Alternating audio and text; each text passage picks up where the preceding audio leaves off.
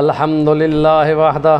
والصلاة والسلام علی من لا نبی بعدہ اما بعد فاعوذ باللہ من الشیطان الرجیم بسم اللہ الرحمن الرحیم ومنهم من يقول ربنا آتنا في الدنيا وما له في الآخرة من خلاق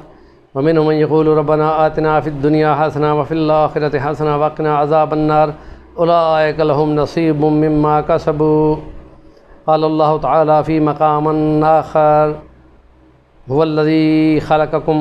ومنكم كافر ومنكم مؤمن والله بما تعملون بصير صدق الله العظيم رب اشرح لي صدري ويسر لي امري واحلل عقدة من لساني يفقهوا قولي۔ آج 14 اگست کے نسبت سے کچھ باتیں عرض کرنے کا پروگرام تھا کہ دو قومی نظریہ جو قرآن نے بیان کیا ہے کہ سورۃ بقرہ کی آیت 201 اور سورۃ تغابن کی دوسری نمبر آیت وہی تو ہے جس نے تم کو پیدا کیا اور تم کافر ہو کچھ لوگ اور کچھ لوگ مومن ہو، اور اللہ تم کو دیکھ رہا ہے۔ اور وہ ہیں جو کہتے ہیں کہ دنیا دے دے یا دنیا میں بہتر کر دے اور بس آخرت آئے گی تو ان کا کوئی حصہ نہیں ہوگا۔ اور وہ بھی ہیں جو کہتے ہیں خدا بہتر کر دے دنیا اور بہتر کر دے اچھی کر دے آخرت اور جہنم کی عذاب سے بچا لینا۔ یہی تو لوگ ہیں جو انہوں نے کمایا ہوگا اس پر ان کو اجر ملے گا۔ یہ ہے دو قومی نظریہ جو قرآن نے بیان کیا ہے کہ مسلمان شریعت پہ چلتے ہیں اور کافر شریعت سے آزاد ہوتے ہیں۔ نبی کریم صلی اللہ علیہ وسلم نے فرمایا تھا کہ مومن ایسے ہوتا ہے کہ جیسے دنیا میں وہ قید خانے میں ہے کہ بہت ساری پابندیاں اس پر، اور کافر جو ہے وہ اس کے لیے وہ دنیا جنت ہوتی ہے۔ جب مسلمان جو ہے وہ مسجد میں ہوتا ہے تو وہ جیسے مچھلی پانی میں ہوتی ہے ایسے وہ صحیح ہوتا ہے، اور اس کے علاوہ ہوتا ہے تو وہ اس کے لیے تنگی ہوتی ہے۔ تو گویا نظریے کے مطابق چلنے والے جو ہیں وہ دو قومی نظریہ رکھتے ہیں۔ سر سید احمد خان نے ہندوستان کے اندر یہ بولا تھا کہ یہ ہندو کمیونٹی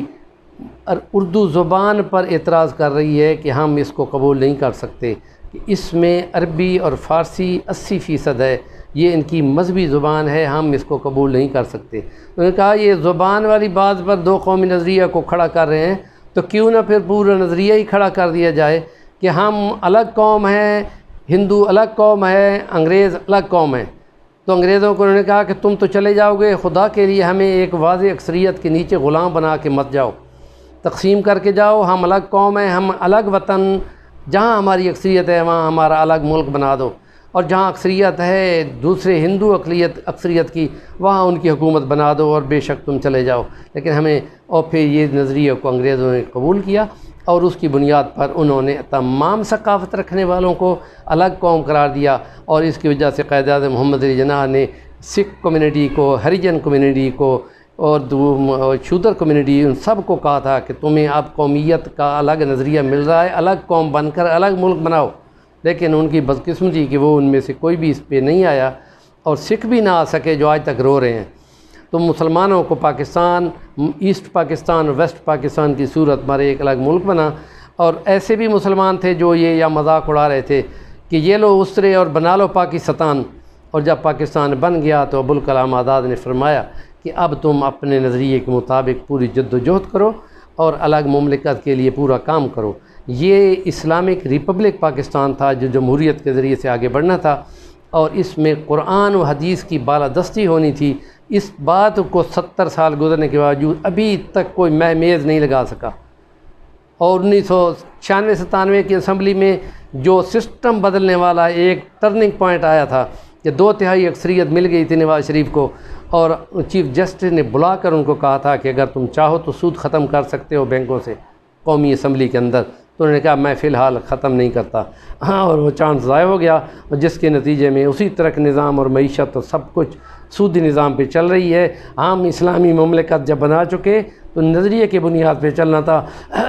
ہماری ثقافت بھی اسلامی ہوتی۔ نہ کہنا پڑتا سونیا گاندھی کو 1980 میں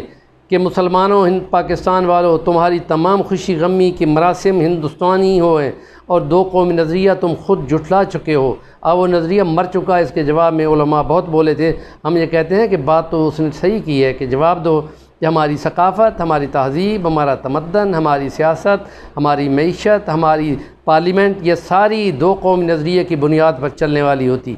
لیکن اس کے مطابق نہیں ہے۔ یہاں تو ان لوگوں کو بھی اجازت دی گئی ہے کہ اسمبلیوں کے اندر بیٹھ جاتے ہیں جو دو قومی نظریے کے مخالف تھے۔ جمعیت علماء اسلام اس وقت جو علل اعلان کہتے ہیں کہ ہم اس گناہ میں شامل نہیں تھے، وہ بھی اس کا حصہ ہیں اور وہ اسمبلیوں میں کام کرتے ہیں، اسمبلیوں میں منتخب ہوتے ہیں۔ حالانکہ ترکی کے اندر سیکولر نظام تھا اور اسلام اور مذہب کا نام لینے والوں پر بین لگا ہوا تھا، 50 سال تک بین رہا ہے۔ اس کے بعد وہ بے شک ترمیم کر لی انہوں نے، لیکن یہ ہے کہ پاکستان میں جو دو قومی نظریے پہ نہیں تھے ان کو کسی قسم کی اتھارٹی میں آنے کی اجازت نہیں ہونی چاہیے تھی، اور وہ لوگ جو پاکستان کے دو قومی نظریے کے مطابق چلنے والے تھے انہوں کے ذریعے اسمبلی میں آنا تھا۔ سیکولر کسی بھی قسم کی کوئی جماعت بھی اس ملک کی اسمبلی اور سینیٹ اور قومی اسمبلی ان اتھارٹی کے اندر نہیں ہونی چاہیے تھی۔ ملک نظریاتی تھا، اسلام کی بنیاد پہ بنا تھا، اور اس لیے قائد اعظم نے فرمایا تھا 22 علماء کو، جس میں اشرف علی تھانوی رحمۃ اللہ علیہ تھی اور شبیر احمد عثمانی جس نے جنازہ پڑھایا تھا قائد اعظم محمد جناح کا، وہ بھی شامل تھے۔ ان کو مذاکرات کیے 3 گھنٹے۔ قائد اعظم نے فرمایا تھا میں یقین رکھتا ہوں کہ جو بحث ہم نے کی ہے کہ اسلام مکمل ضابطہ حیات ہے اور یہی ہماری اساس ہوگی پاکستان کی، اسی کے مطابق ہم اپنا یہ نظام حکومت چلائیں گے۔ لیکن آج تک مسلمان پاکستان کے دو قومی نظریے پہ ترس رہے ہیں اور کسی بھی قسم کی پہلو پر، کسی انسٹیٹیوشن پر اس کی چھاپ یا نظریہ نظر نہیں آ رہا۔ بھٹو نے یہاں پر قادیانیوں کو نان مسلم قرار دیا اور ایٹم بم بنانے کی کوشش کر لی، اور یہااں صرف یہ کیا علماء کو ساتھ ملا کے کہ ہم